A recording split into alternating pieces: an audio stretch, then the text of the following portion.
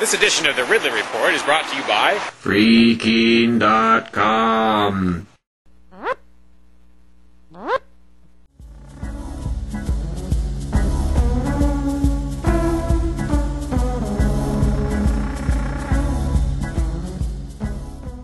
She also has a cold, scared dancer in the passenger seat.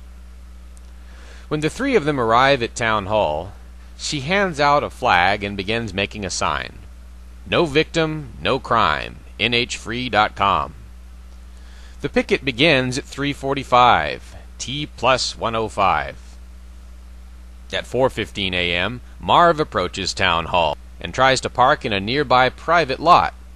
But now there is a bit of drama. A Hampton police car approaches them as though it were a traffic stop. The officer tells them they can't park on private property, or on the side of the road, or anywhere in the nearby area, it just so happens.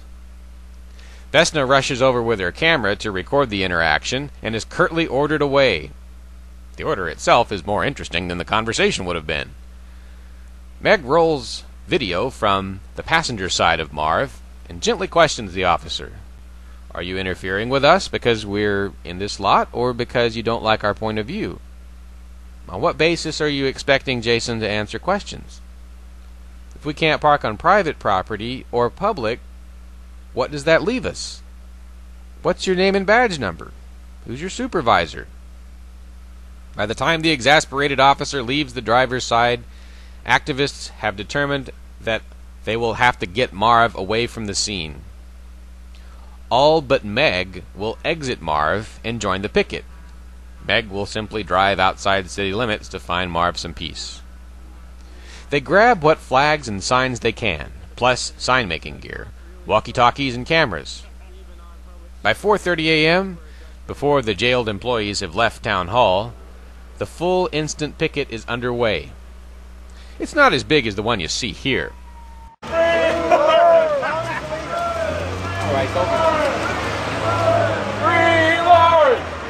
But it's a total of 6 people, in the dead of winter, the dead of night, just 2.5 hours after the first call came in.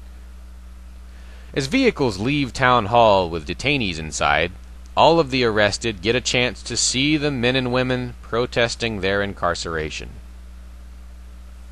While this limited but real drama has been unfolding, red-eye activists outside the area have been pulling their weight too. A bored liberty activist in Toronto spots the Pork 911 calls and looks to see what local papers might take an interest.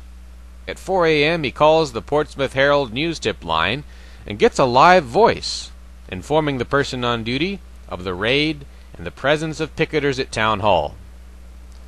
An on-call newspaper photog makes it to the scene at 5 a.m., just as the protesters are about to wind down. The image appears on the Herald's website that afternoon and in the December 17th paper. The story later triggers a news feature on Vesna, Seabrook's libertarian first responder. Other activists, mostly those in New Hampshire, begin calling Hampton PD to find out what's going on or expressing their displeasure. By 5 a.m. there are calls to the Stratford jail as well, just as the detainees begin to arrive. More data continues to trickle in. Oh,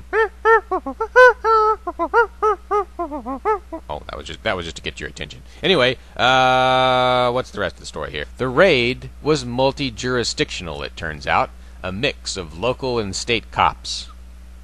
Meg, unable to join the protest because of her Marv babysitting duties, hops onto the NHFree.com calendar with her BlackBerry.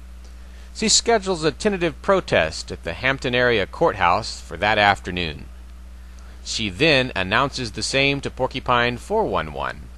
Fortunately, the old 411 system is still in place, so she can directly call to the automated broadcast rather than bothering the operator on duty with something that's not entirely time-sensitive.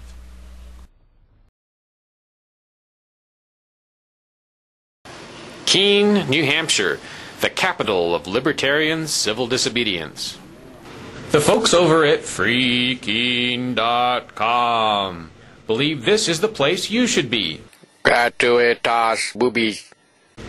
If you believe in peaceful non-cooperation, Freaking.com invites you to the beautiful hills of western New Hampshire and invites you to join their peaceful evolution. Freaking.com